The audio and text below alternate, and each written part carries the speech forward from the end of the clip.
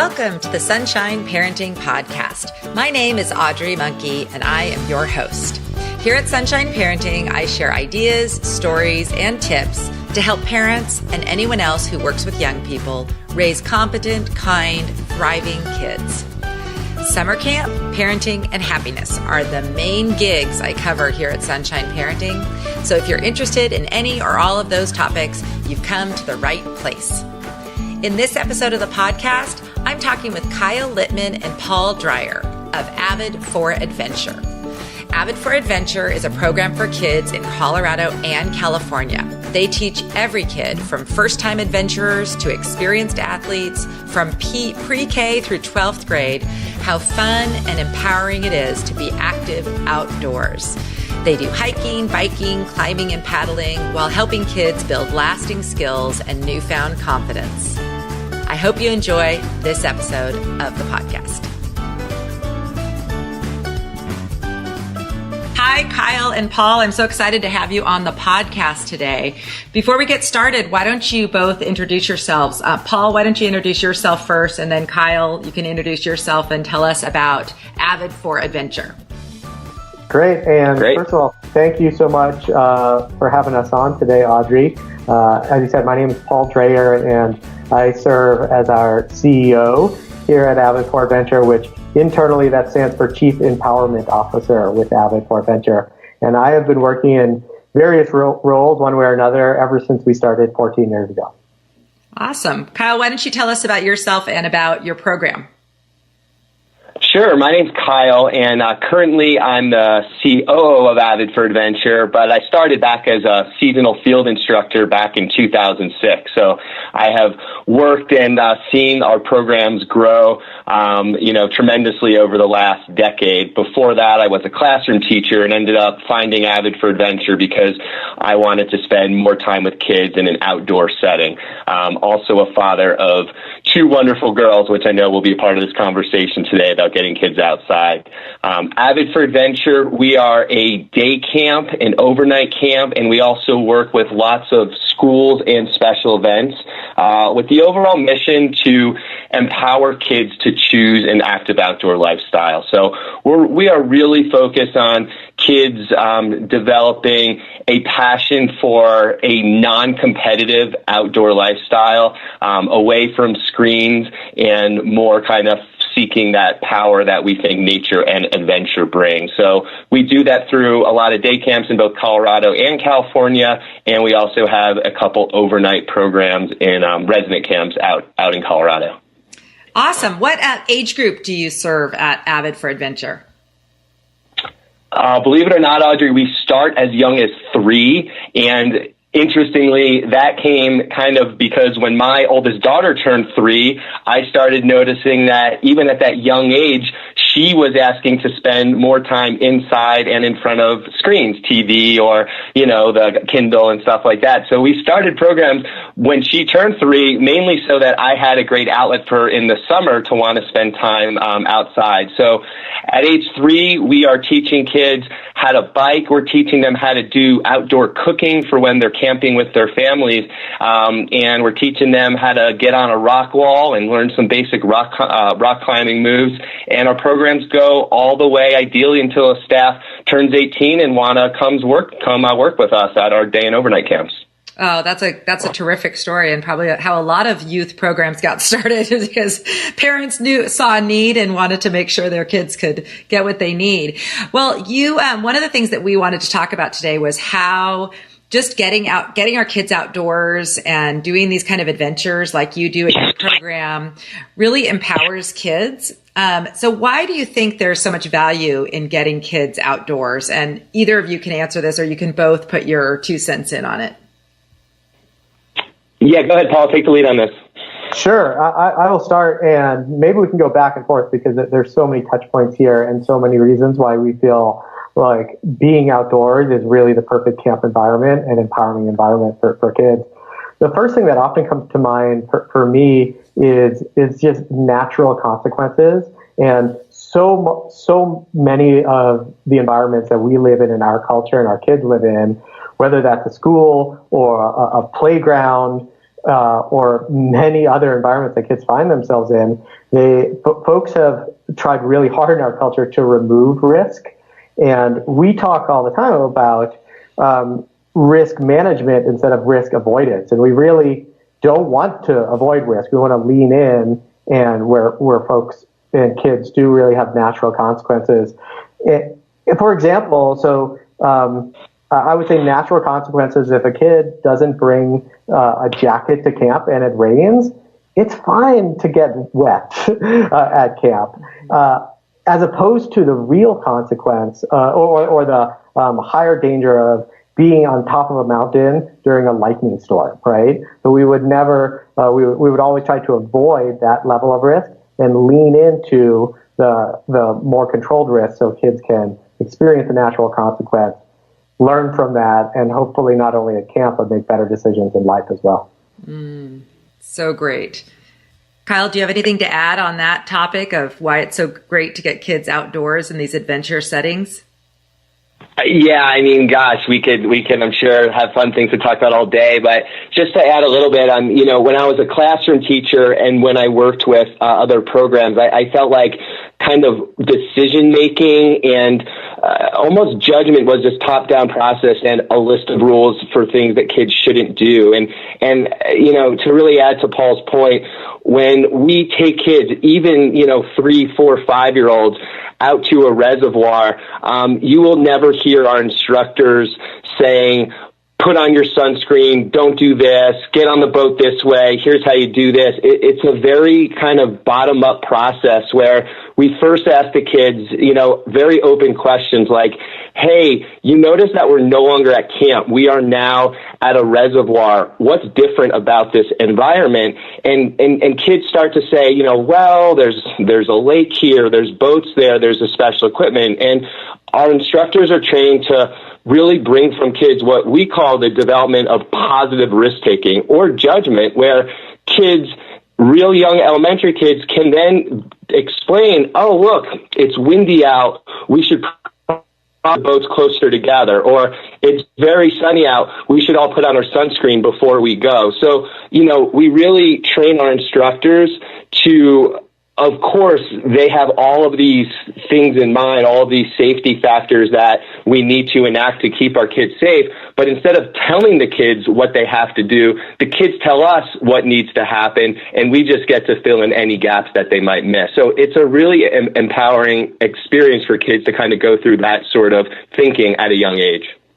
That's awesome. I think parents can learn a lot from that. So you're a parent as well. So when you think about how parents could use these same skills in new situations with their kids, what are some of the good questions that you train your staff to just ask kids to get them thinking and taking ownership for those good choices that they're making outside? I'm happy to... Go ahead, Kyle.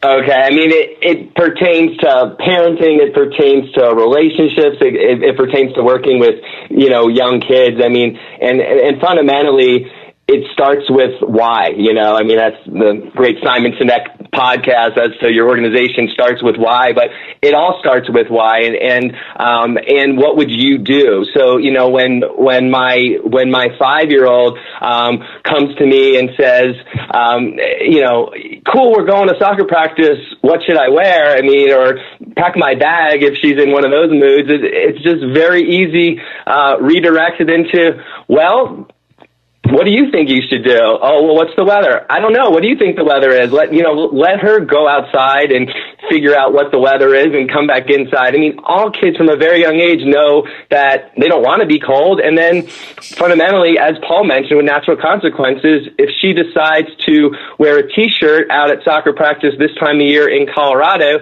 then she might be cold. And that's the lesson that I want her to learn. She's still safe. It's okay to be cold. I might even have a jacket in the car in case the weather really deteriorates, but she will learn the next time what it means to pack for soccer in this case. But also, since we're talking about it, I mean, all of those things from packing for a hike to going to the park, all of those ways that we're trying to get kids outside, the kids can learn really to do for themselves. Definitely. I agree with that. Do you have anything to add, Paul? Yeah, Kyle mentioned this in his first comment of something we call environmental briefings, with drawing out the quote unquote rules from the kiddos.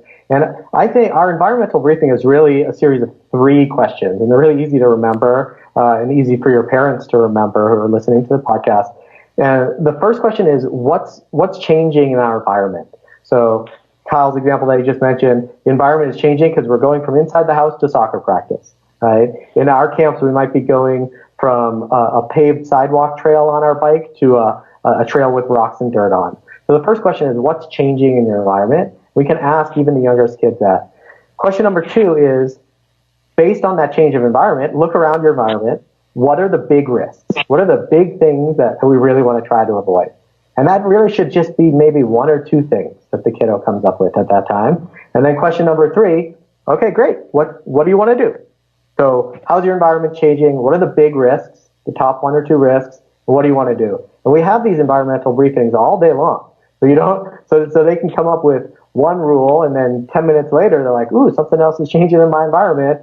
There's an additional thing that could go badly, and here, I'll make an additional rule for myself. Wow. I feel like this could apply to everyone, even my teenage sons. I'm thinking about, when they're learning to drive, it's the same thing. You're driving and there's either traffic or different weather. The environment is changing. So what decisions do you need to make? What changes do you need to make? Well, one of the things, we know this, that our brain and our risk management and decision-making skills, they're a muscle like everything else. And we need to use those muscles, and we use to practice those muscles. And then they'll be transferable in all sorts of environments. And we train our staff to this all the time when we're talking about environmental briefings. Sure, we want to make the campers good risk managers during camp. But I think about those campers when they turn 13 and 14. I think driving is a good example. I always use the example of the first time they're at a party with alcohol or something else that, man, we can ask ourselves, okay, my environment's changed now. What are the big risks? Well, man, that's a good question to ask in that environment. And let me make a couple of rules for myself in that environment.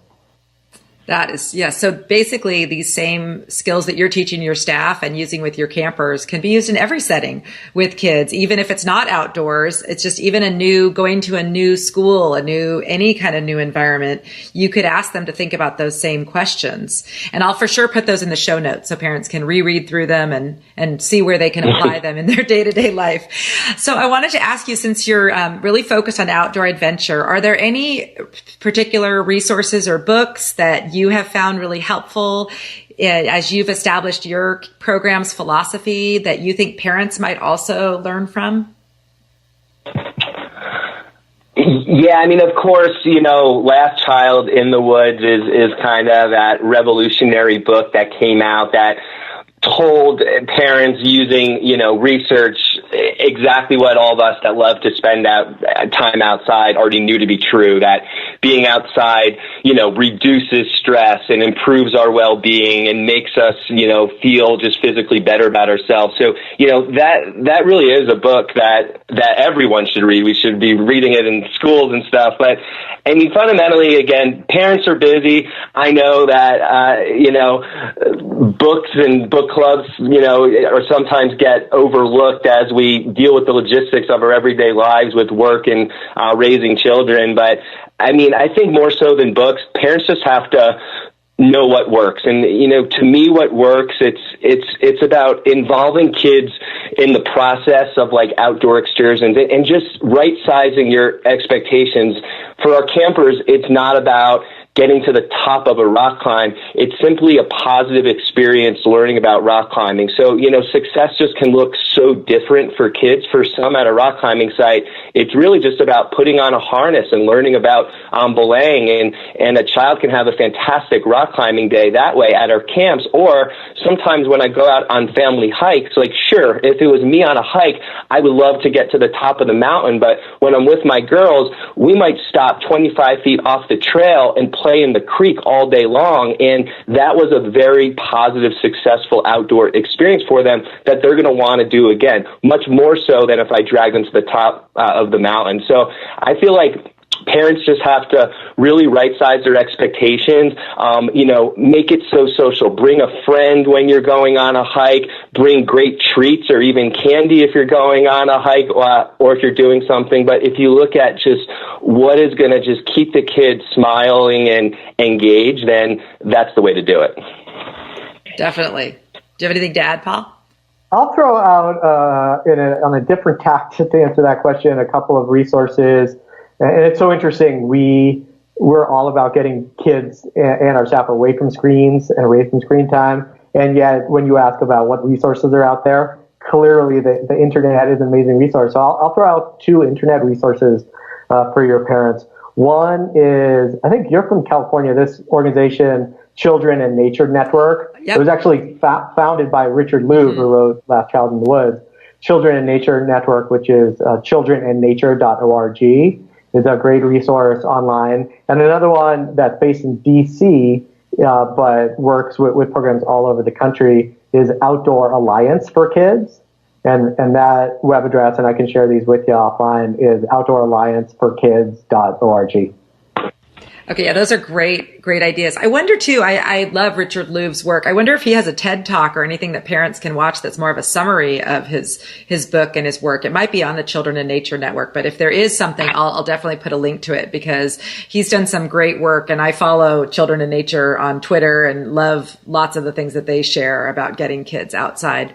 When you were talking, I was thinking about we have a backpacking program, and I don't know, you can tell us about it if you have one of those as well, but our whole philosophy with our backpacking now is just having it be an enjoyable experience for the kids. So we had a parent last summer who was a former camper who was really upset that the kids weren't going on a 5-day, 50-mile hike like he remembered from back when he went to camp for a month and, was out in the woods for 5 days. And we have shorter sessions now, for one thing, but we explained to him, well, that was then, that philosophy then. We hope that our campers who are 10, 11, 12, going out on these overnight trips with lots of chocolate on short hikes into pretty places will want to become older adolescents who do want to go out on multi-day hikes. And we do offer that for like teenage kids, if they sign up for that program, a longer hike.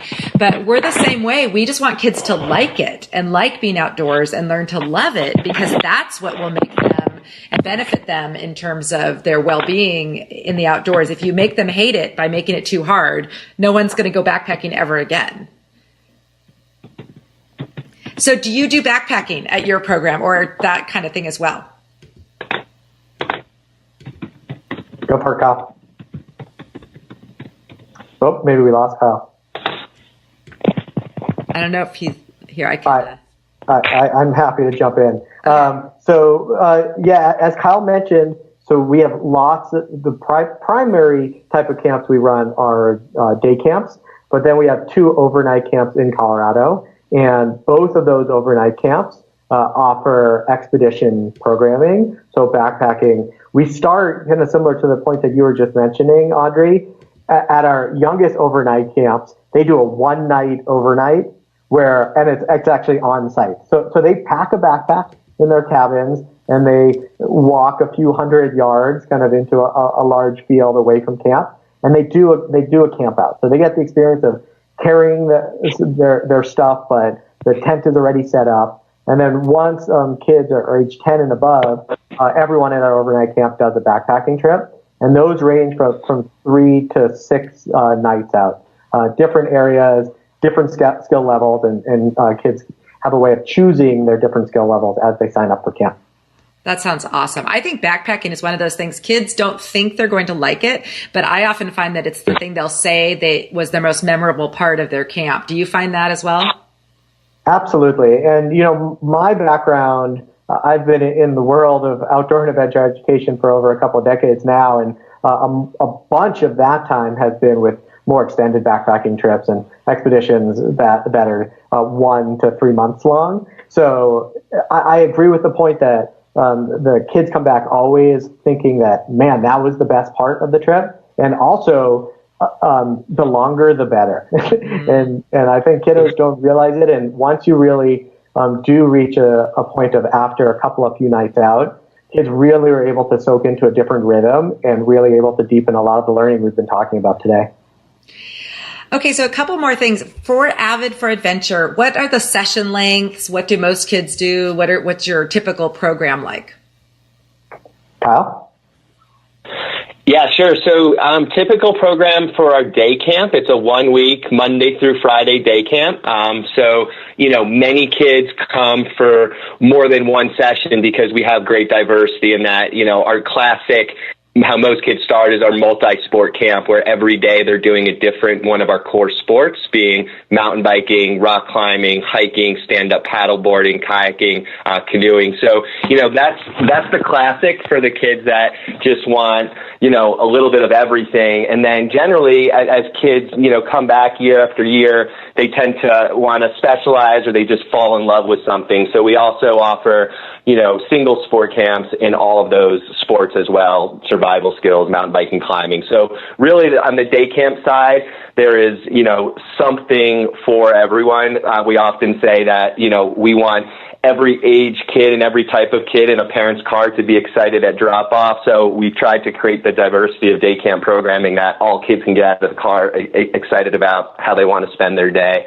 And then overnight camp, that starts for incoming first graders. And again, that's because of my daughter. I was ready to send her to overnight camp, and none of the other local camps started when she finished kindergarten. So we started a mini camp for her age and her friends, and that's only 3 nights long. And then as the kids get to 2nd to 4th grade, they get to spend a week with us at overnight camp. And then starting in 4th grade, they get to spend 2 weeks with us for overnight camp. Oh, that sounds terrific. So when you're talking to parents, I'm sure you've had some of these parents who say that their kid's not outdoorsy and kind of a homebody or just likes their screens. What advice do you give those parents in order to help them encourage their kids to participate in a program like yours? Sure. I think it's a great question and one that we do get fairly often. As Kyle was just mentioning, our best introductory camp is a multi-sport camp where Monday through Friday, each day you get to do something different.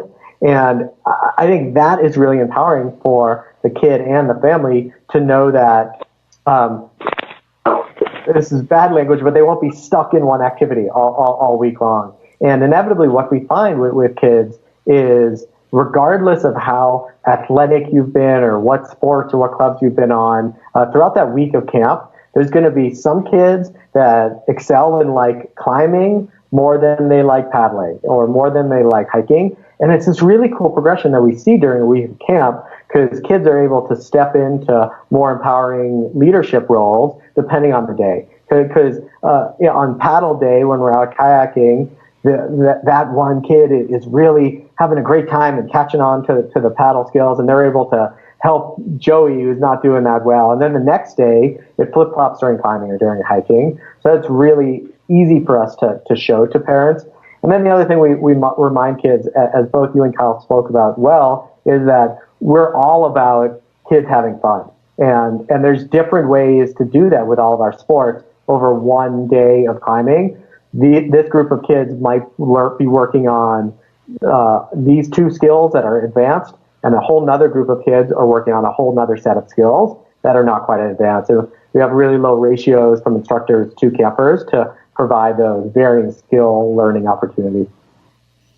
That sounds so good. I was just thinking as you were talking to, one of the great things about camp programs in general is that they do expose kids to a bunch of activities that maybe the parents don't do themselves. So like a parent might have a particular outdoor activity that they really like the parent might really like hiking, and that might be the only thing that they've really been, able to do with their kids. So how great for the kids to be able to go to a program like yours and just try out some of these different things and maybe discover something outdoors that they haven't done with their family that becomes something that they enjoy and pursue, into adulthood. So that is just terrific. Okay. Any other advice that you want to give as we close off for parents about how either to encourage them to get outdoors or how to use some of your philosophies that you use at camp in their parenting? Yeah, I mean, I can start with that. I would say a couple things. One is similar to what you were just saying, Audrey. Just don't typecast your child as someone who doesn't like to be outside. I feel like, this used to happen when I was a classroom teacher, when a parent would tell me all about their kid, and then my experience with that child would be so radically different. And, I especially got this when I was a camp counselor, as opposed to on the admin side. But, parents would come to me Monday morning and said, "Oh, my kid just likes video games. Good luck with him. He's not going to this and that." And it's like, 9 times out of 10, it seemed like that child was the absolute happiest, just having the most engaging, successful experience doing all these different activities. So it could be because what you mentioned, that the kid associates being outside with the long hikes that his mom or dad like to do. And maybe, she's never been kayaking or paddle boarding or rock climbing. And this is just a brand new world that hasn't been really open yet. And, we're able to provide those opportunities for the kids. So that would be thing one, is that, especially at the ages that we're talking about, starting at age 3, like the world is still full of just endless possibilities. So let the kids explore that on their own without deciding for them. And then I guess my second piece of advice is really just to start small. If your child is currently spending a lot of time inside, you might not within 1 week turn them into a rock climber, but you can, get them out into the backyard, because even 5 to 10 minutes outside after school doing unstructured play or running around or playing with chalk or hopping on their bike, that is just kind of the breadcrumb that they might need towards larger outdoor activities in their future. Yeah, that's great. That's great advice. Anything you want to add, Paul, as we close up? I'll add one thing here, and I like what Kyle said in terms of starting small, and then if you find that your kids are ready and asking for a larger outdoor adventure, really remember, I said this earlier, that there are real risks and a lot of perceived risks. For example, parents always think that rock climbing is the most dangerous thing that we do, and statistically, basically nobody gets hurt rock climbing at all. It's actually a lot of perceived risk and very little actual big risk. And just understanding that, and so reaching out to resources to ask about what are the real and what are the perceived risks. We would love to be a resource for any of your parents, and I'm sure you can share our contact information. So either someone like us or other local resources that might have more knowledge of some of the higher level outdoor activities. That's really great advice. I think that's so true. Parents have fears about, I think a lot of times, the wrong things. Like they basically say that if your kid is wearing their seatbelt and a helmet when they ride their bike, and keeping them safe around your backyard pool, are probably the most important things. And then a lot of the things we do at camp, like you said, they're wearing harnesses, they have trained staff. So it looks scary, but it's really not a high risk type situation. So that's really good input. Well, it was so great talking with both of you today, and I will definitely put links to all your information. And I thank you so much for being on the podcast. We'll have to do it again sometime. Yeah, it was really Sounds fun. great. Thanks for having us. So much for having us. I got some great tips talking with Paul and Kyle, and I hope you did as well. You can find notes, links, and more information about our conversation at my website at sunshine-parenting.com. Search for episode 29. For this episode, I'm going to leave you with a quote from Richard Louv, who we talked about. In his book, Last Child in the Woods, Saving Our Children from Nature Deficit Disorder, Louv says, "Time in nature is not leisure time. It's an essential investment in our children's health, and also, by the way, in our own."